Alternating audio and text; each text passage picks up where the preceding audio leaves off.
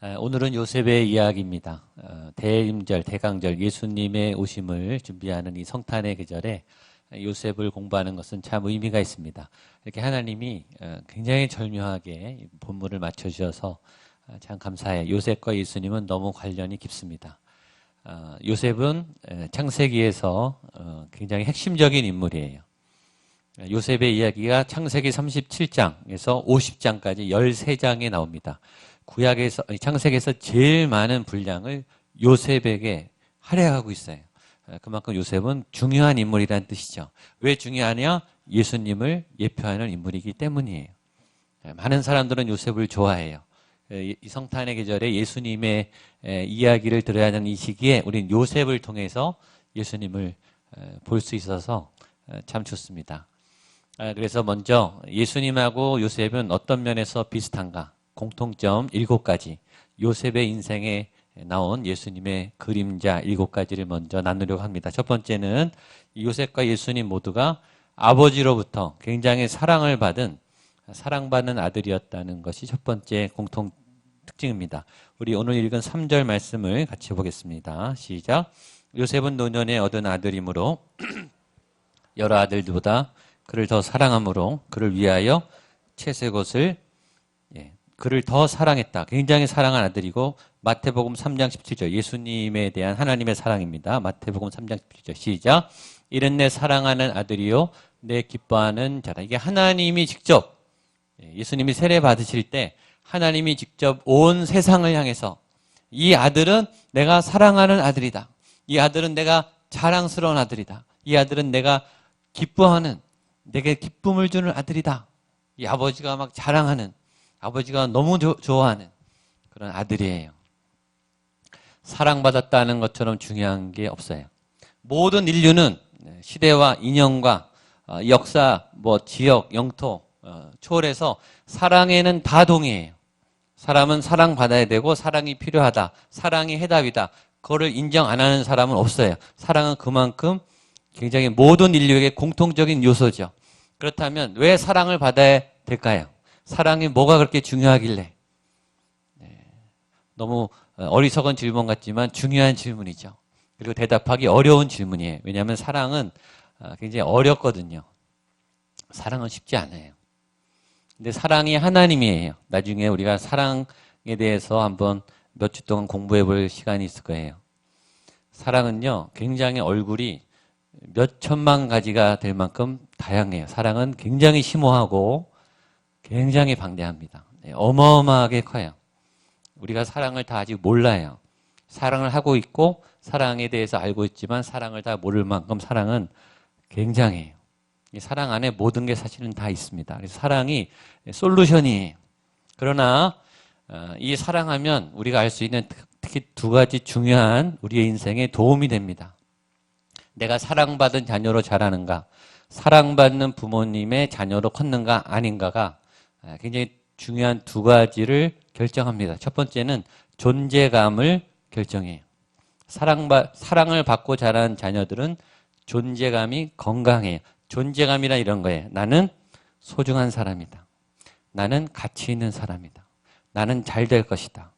내 삶은 의미가 있다. 나는 아름답다. 인생은 아름답다. 이런 느낌을 갖고 있는 사람이에요. 이런 느낌을 갖고 있는 사람은 내가 소중하기 때문에 자기를 함부로 버려두지 않아요. 죄를 짓지 않는단 말이에요.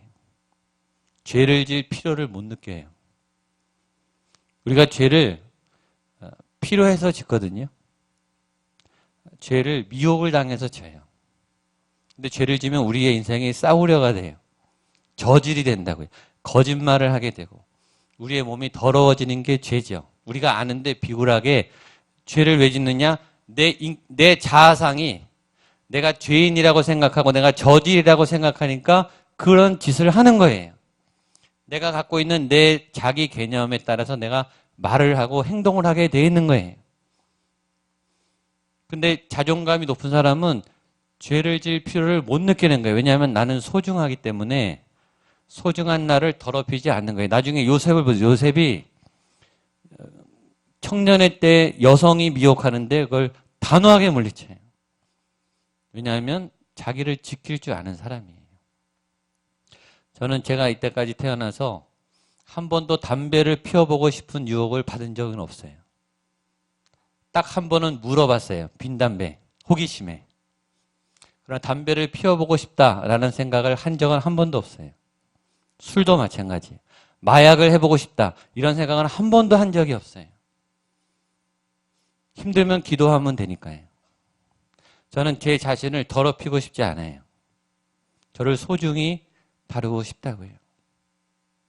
자존감이 건강한 사람은 자신감이 생겨요. 그래서 일할 능력에 대한 이 생각이 건강한 거예요. 그래서 어떤 어려운 일을 만나면 할 수 있다라고 시작해요.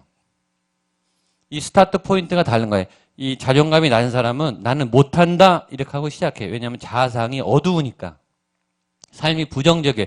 이거는 안 돼. 이거는 못해. 나는 불가능해. 라고 시작하고 하니까 당연히 안 되죠. 안 된다고 믿고 시작하는데 될 리가 없죠. 몇 번 해보다가 안 되니까 자기를 확인하는 거예요. 강화를 시켜요. 역시 안 되는구나. 나는 안 되는구나. 그게 계속 쌓여가요. 그러다 어쩌다가 우연히 잘 될 때가 있어요. 잘 될 때는 자기가 놀라요. 이게 이상한데 이게 왜 됐지? 이건 우연이야. 나에게 이런 일은 있을 수 없어.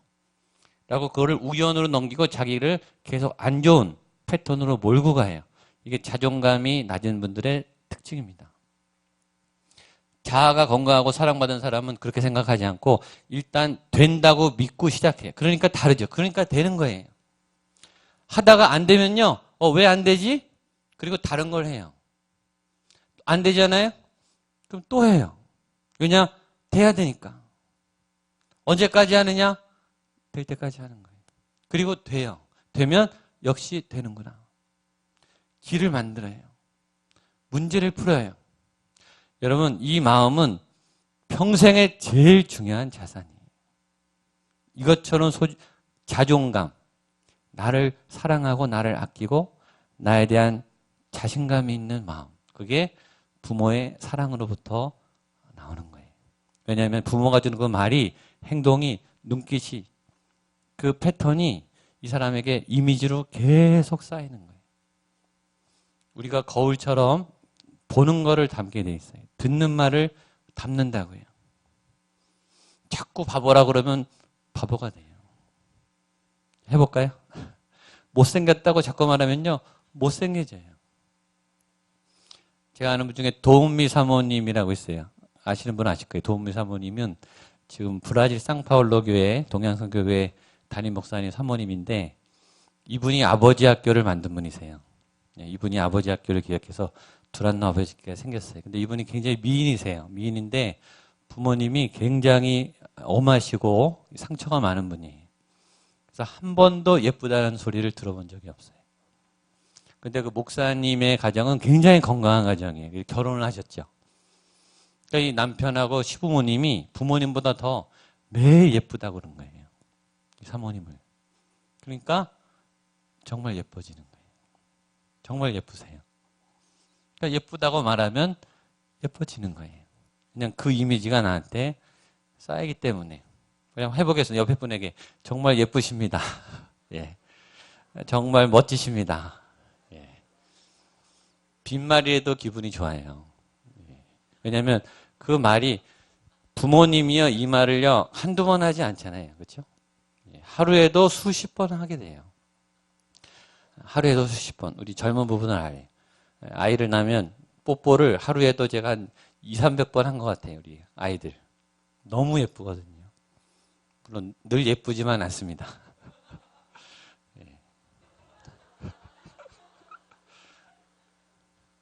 그게 이제 엄청 쌓이는 거죠. 하루에도 수십 번씩. 그런 입맞춤과 그 사랑이 이 아이를 건강하게 하는 거예요. 그래서 이 사람의 베이스를 만드는 거죠. 요셉이 이런 베이스가 굉장히 건강하게 자랐다는 거예요. 예수님을 보세요. 예수님이 30년 동안 하나님으로부터 이 어마어마한 사랑을 듬뿍 받으신 거예요. 그러니까 그 예수님이 그 어마어마한 일을 감당하실 수 있지 않았겠는가. 두 번째 특징은 그러나 사랑을 받았지만 그러나 모함도 받고 미움도 받고 공격도 많이 당했어요. 4절 5절 보겠습니다. 시작. 그의 형들이 아버지가 형들보다 그를 더 사랑함을 보고 그를 미워하여 그에게 편안하게 말할 수 없었더라. 5절 요셉이 꿈을 꾸고 자기 형들에게 말하매 그들이 그를 더욱 요셉은 사랑받아서 미움을 받았어요. 근데 예수님도 미움을 받았죠.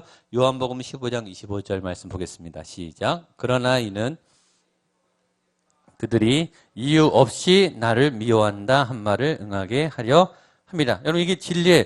모두가 다 나를 좋아하지 않는다. 이게 맞죠? 일단 첫 번째 우리는 완벽하지 않아요. 다 나를 좋아할 수 없어요. 그렇죠? 완벽하다 할지라도 다 좋아하지 않아요. 예수님도 미움을 받았어요. 예수님도 3년 동안 가족처럼 함께 먹고 살았던 12명이 다 한날에 똑같이 배신했어요. 다 도망갔어요. 한 사람도 안 남고.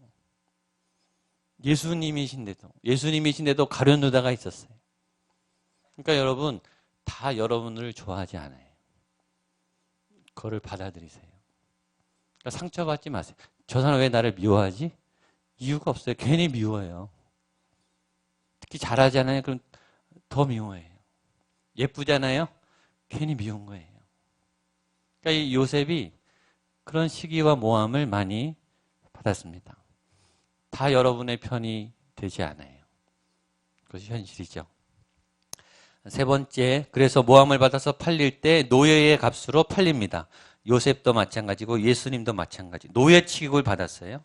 그리고 하나님이 그 좋은 자리에서 급추락으로 광야로 내던져버려요. 너무너무 혹독하게. 하나님이 이러실 수 있나? 라고 할 만큼 너무 비참하게 내던져버려요. 아예 바닥까지. 바닥의 끝자락까지 아예 버려버립니다. 근데 그 옆에 2명의 죄인과 같이 동행시켜요. 참 이상하게. 이 요셉이 감옥에 있을 때 술 맡은 관원장과 떡 맡은 관원장을 만납니다. 예수님이 십자가상에서 두 강도와 같이 있어요. 근데 더 소름 끼치는 건 뭐냐면 한 사람은 살아나고 한 사람은 죽어요. 예수님도 똑같고 요셉도 똑같아요.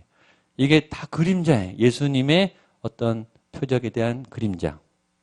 5번째, 거기서 끝나지 않고 거기서 다시 극복을 하죠. 부활해요. 요셉이 부활해요. 감옥에서 기적적으로 일어나서 권세를 잡게 돼요. 그 고난을 뚫고 다시 영광의 자리로 올라옵니다. 6번째, 그리고 그 자리에 있을 때 자기를 모함했던, 공격했던 형들과 원수들을 다 용서해요. 인간의 용서를 넘어서는 이 신적인 어마어마한 용서를 합니다. 그리고 마지막 그 권세의 자리에서 인류를 구원해요. 죽어가는 고대 근동의 식량난을 해결합니다. 구원자가 돼요. 예수님도 죽을 수밖에 없는 우리들을 구원하는 구원자가 되죠. 이 7가지, 이 요셉의 인생 안에 예수님의 그림자가 있어요. 여러분의 인생 안에 예수님의 그림자가 나타나게 되기를 축복합니다. 근데 이 요셉이 어떻게 출발하는가? 형들을 고자질하는 그런 철부지, 아직 성숙하지 않은 미성숙한 모습으로 등장합니다. 1절, 2절 보겠습니다. 시작. 야곱이 가나안 땅 곧 그의 아버지가 거류하던 땅에 거주하였으니 야곱의 족보는 이러하니라. 요셉이 17세에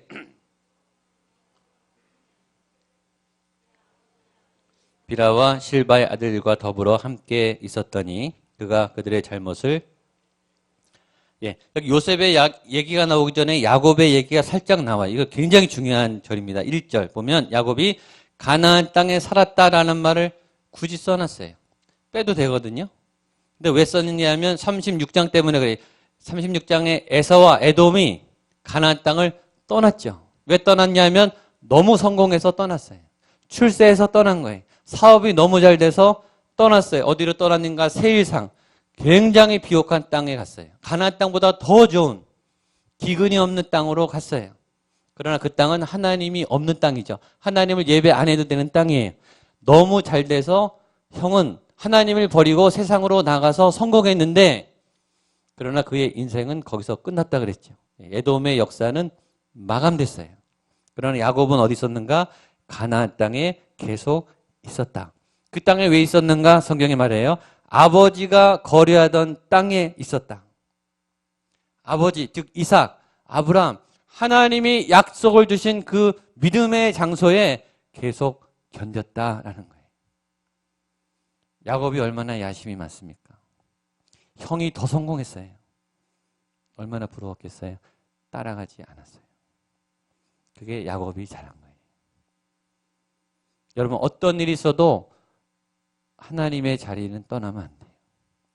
어떤 일이 있어도 믿음을 버리면 안 돼요. 큰일 나요. 잠깐은 잘 돼요. 어느 정도는 잘 돼요. 더 성공할 수 있어요. 유명해질 수 있지만 오래가지 않아요. 그 기간이 종료가 돼요. 하나님을 버리고 오래 가다 보면 끊어져요. 그래서 여러분이 있는 그 은혜의 자리를 좀 미련스럽더라도 좀 견뎌야 돼요. 견디면 무슨 일이 있는가? 거기서 요셉이 태어나는 거예요. 이게 보물이죠. 여러분, 땅보다 사람이 더 소중한 거예요. 자리보다 사람이 더 소중한 거예요. 여러분이 견디고 있으면 그 안에 요셉이 태어나요. 요셉은요, 성경이 주목하는 인물이에요. 성경이 13장에 걸쳐서 그의 인생 스토리를 주목한 하나님의 사람이 요셉을 통해서 이 고대 근동과 애국과 이스라엘의 민족이 태동돼요. 그런 어마어마한 인물이 그 뒤늦게 성장하는 그 땅에서 태어났다라는 거예요. 최근에 스페인 여행을 많이 가요. 제가 아는 분들이 거의 다 스페인을 다녀오더라고요. 가면 스페인을 가더라고요. 왜 가냐 그랬더니 거의 가우디 그 건축물 보러 간다고 하더라고요. 그 프로그램이 굉장히 좋나 봐요. 저는 아직 유럽을 못 가봤습니다. 가고 싶어요. 이유는 거기 그 유명한 인물이 살았고 그의 작품이 있기 때문이죠. 여러분, 땅이 사람을 만들기도 하지만 사람이 땅을 바꾸는 거예요. 구리 땅에 누가 나타났느냐? 구리가 바뀌는 거예요. 좋은 땅을 쫓아가는 것도 좋지만 여러분이 그 땅을 만드시면 좋겠습니다. 그 땅에 요셉이 태어났어요. 근데 이 요셉은 처음부터 완벽한 아들은 아니었습니다. 형들의 잘못을 고자질하는 그런 아들이었습니다. 여기서 나오는 두 가지 요셉의 성품을 알 수 있어요. 하나는 좀 철이 없는 거고 하나는 정직한 거예요. 요셉은 정직해요. 그게 성품이. 그러니까 깨끗해요. 그러니까 잘못을 보고 그냥 말한 거예요. 꿈을 꾸면 그냥 말한 거예요. 악의가 없어요. 일부러 혼내주려고 그런 게 아니라 보이니까 있는 대로 말한 거예요. 그런데 정직함에도 예의가 있고 정직함에도 지혜가 필요해요. 있는 그대로 말한 게 정직했다고 다가 아니라 잘못된 정직은 예의가 없어지고 상처를 줘요. 가난한 사람한테 가난하다 이렇게 말하면 어떻게 되죠? 키 작은 사람한테 너 키가 작다 이렇게 말하면 상처예요. 이거는 정직하지만 상처예요. 범죄자한테 당신 범죄자다. 지금 몸이 약한데 너 환자다. 정직한 말이죠. 어느 누가 그런 말을 듣고 싶어 합니까? 내가 동의하지 않았는데 내가 허락하지 않았는데 나의 허물을 고자질하는 사람이 제일 미워해요. 요셉은 이런 실수를 한 거예요. 정직했으나 아직 다듬어지지 않은, 배려할 줄 모르는, 아직 철이 없는 그런 소년이었다라고 성경이 얘기하는 거죠. 이런 소년이, 이런 연약한 소년이 하나님의 은혜로 자라게 됐다라고 하는 것을 알려주는 거예요. 그래서 사람은 실수할 수 있습니다. 실패할 수 있어요. 그래서 그것이 굉장히 중요해. 얼만큼 실패하느냐, 얼만큼 넘어져 봤느냐. 한두 번의 실패가 아니에요. 프로 선수들을 보세요. 몇천 번, 몇만 번, 몇십만 번 넘어지잖아요. 김연애 선수가 연습을 할 때 하루에 3,000번 넘어진다고 하죠. 여러분, 그렇게 많이 넘어지는 실패를 해야 서는 거예요. 실패해도 괜찮은 거예요. 이 자존감이 건강한 분은 그 실패를 실패라고 여기지 않아요. 다시 해봐요. 또 다시 하고. 성경은 요셉의 실수를 깨끗하게 기록합니다. 그리고 가정 환경, 역기능적인 가정 환경도 기록해요. 그것은 편애를 받았다는 거죠. 3절입니다. 3절 보겠습니다. 시작. 요셉은 노년에 얻은 아들이므로 이스라엘이 여러 아들보다 더 사랑함으로 그를 위하여 채색옷을 요셉의 가정은 편애의 가정이었다. 야곱의 가정 환경, 가정 배경.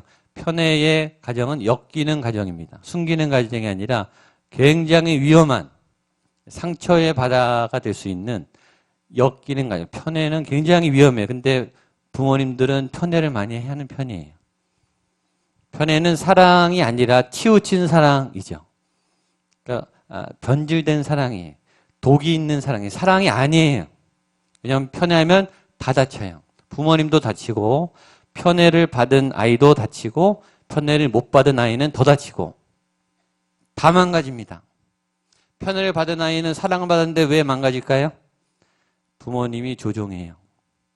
편애를 많이 받으면 자기 인생을 살지 않고 부모님의 기대에 로봇처럼 살아요. 저는 그런 분들을 수없이 봤어요. 부모님이 나를 너무 사랑해 주기 때문에 나는 부모님의 뜻을 거역할 수 없는 거예요. 자기의 인생을 살지 않고 부모님이 제시해 주는 인생을 껍데기처럼 살아요. 기쁘지 않게 로봇처럼. 편애를 안 받은 형제들은 이를 갈고 분노해요.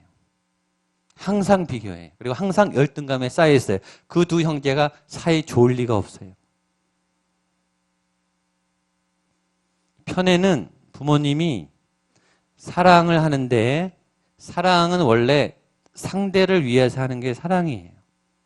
상대방을 세워주고 상대방을 위해서 희생하는 게 사랑인데 편애는 내가 좋아서 하는 거예요. 야곱이요. 요셉을 위해서 한 게 아니라 야곱이 너무 사랑스러우니까 내가 좋으니까 내 마음대로 막 준 거예요. 그게 편애예요. 그러니까 편애는 사랑이 아니라 이기심이에요. 자기 만족이에요. 굉장히 이기적인 사랑이죠. 그 편애의 극단적인 케이스가 채색옷입니다. 채색옷은 궁중에서 입는 옷이에요.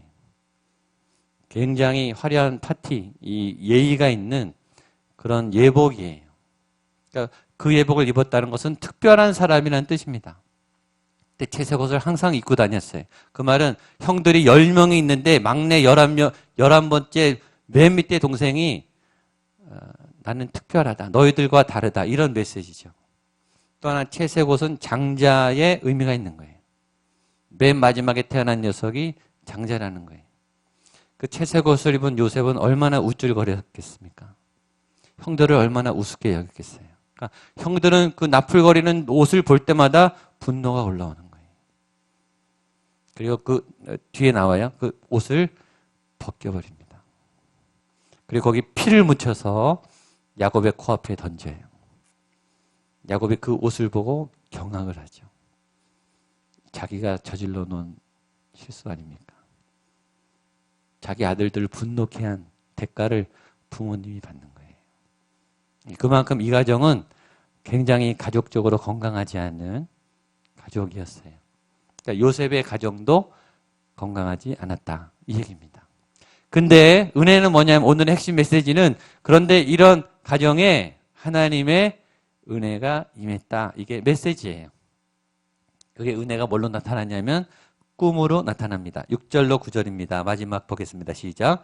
요셉이 그들에게 이르되 청하건대 내가 꾼 꿈을 들으시오. 우리가 밭에서 곡식단을 묶더니 네 단은 일어서고 다는 네 단을 둘러서 절하더이다. 그의 형들이 그에게 이르되 내가 참으로 우리의 왕이 되겠느냐? 참으로 우리를 되겠느냐?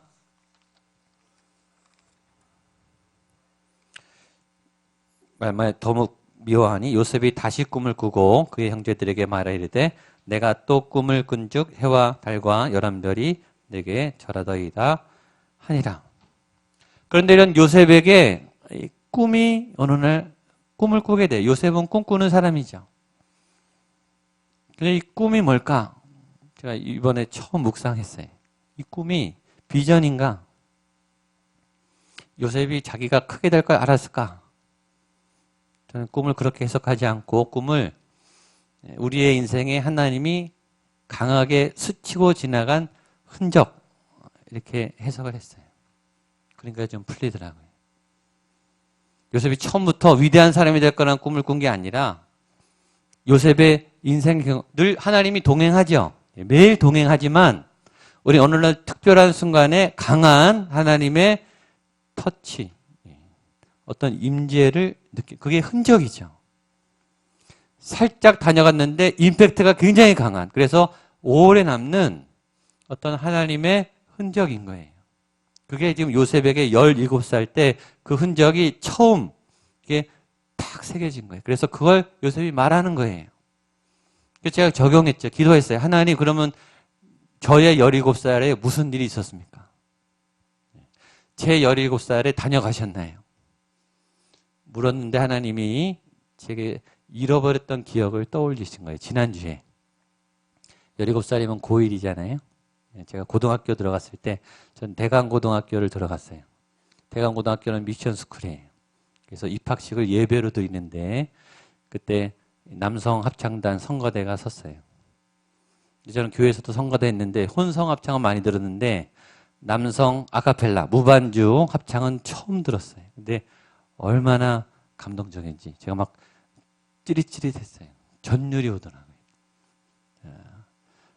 그 찬송가를 불렀는데 그 느낌을 아직도 생생해요. 그 다음에 헌금할 때 중창단, 남성 중창단 두 팀이 나와서 복사 중창으로 찬양했어요. 평화의 기도, 주여 나를 평화의 도구로 써주소서. 막 전율이 일어나더라고요. 그래서 제가 결심했죠. 나 저기 들어갈 거야. 그래서 제가 합창단을 했어요. 합창단 했더니 점심시간마다 무조건 와서 합창 연습하는 거예요. 20분 동안 발성 연습합니다. 그래서 제가 목소리가 이렇게 다듬어졌어요. 그리고 무대 연습, 큰 무대, 세종문화회관에도 서보고 합창자를 1년에 5번, 6번 하거든요. 100주년 기념 대회 때도 나가보고 굉장히 큰 무대 경험을 많이 했어요. 그리고 방학 때 선교 여행 다니고 아울리치. 저는 그때 제가 목사가 될 거라고 생각 안 했거든요. 근데 제가 예배 사역하고 찬양 사역하는데 이렇게 밑거름이 될 줄은 꿈에도 몰랐어요. 근데 요셉이 꿈을 한번 더 꾸잖아요. 하나님, 또 언제 다녀가셨습니까? 대학교 1학년 때가 생각나는 거예요. 저는 공대생이거든요. 근데 교양 과목을 심리학 과목을 들었어요. 그건 우연히 들은 거예요. 제가 막 듣고 싶다가 아니라 재밌을 것 같은데 하고 체크해서 들었는데 너무 재밌는 거예요. 그래서 심리가 참 재밌구나라고 넘어갔는데 제가 5년 후에 신학을 하면서 상담을 같이 전공을 했죠. 그래서 목사 안수 받고 지금 PhD를 했어요. 상담. 인간을 이해하는 공부를 한 거죠. 제 모든 목회의 베이스가 심리학에 깔려 있어요. 성경적 인간이죠. 너무너무 큰 도움이 된 거예요. 제가 목회하기 이전에. 그때 제가 전율을 느끼며 감동했던 그 짧은 순간이 하나님이 다녀가신 순간인 거예요. 2번만 있었을까요? 저는 몇 시까지도 찾아낼 수 있어요. 저에게만 다녀갔을까요? 여러분에게 다녀가셨죠. 그 꿈을 찾으세요. 오늘 요셉이 말해요. 형님들, 내가 꾼 꿈을 들으세요. 이게 무슨 말인지 아십니까? 가족 여러분, 형제 여러분, 부모님, 아빠, 엄마, 하나님이 내 삶을 만졌어요. 하나님이 내 인생에 나타났어요. 내게 어떤 영적 감동을 줬어요. 그 하나님이 나를 이끌고 계세요. 그 고백을 하는 거예요. 자랑하는 게 아니에요. 어떤 영적 어마어마한 감동이 이 요셉을 말하지 않을 수 없게 그냥 말한 거예요. 물론 이 말 때문에 요셉이 큰 어려움을 당해요. 그러나 그는 이 하나님의 흔적을 과감히 말해요. 그리고 이 꿈을 간직해요. 그 다음에는 하나님을 따라가기 시작해요. 이게 오늘의 핵심 메시지예요. 저는 여러분이 그 하나님의 꿈을 따라가게 되기를 축복합니다. 여러분 안에 이미 터치하신 하나님의 흔적을 찾아가세요. 그리고 따라가 보세요. 그러면 우리가 아직 모르지만 미래에 어떤 요셉과 같은 놀라운 엄청난 새로운 하나님의 사람으로 설 수 있게 될 줄로 믿습니다. 아멘. 아멘. 같이 일어나서 우리 찬양하겠습니다. 그렇게 우리를 터치하시는 예수님, 견고한 나의 반석 되심을 믿습니다. 제가 좋아하는 찬양에 힘차게 우리 박수 치면서 이 고백을 하겠습니다.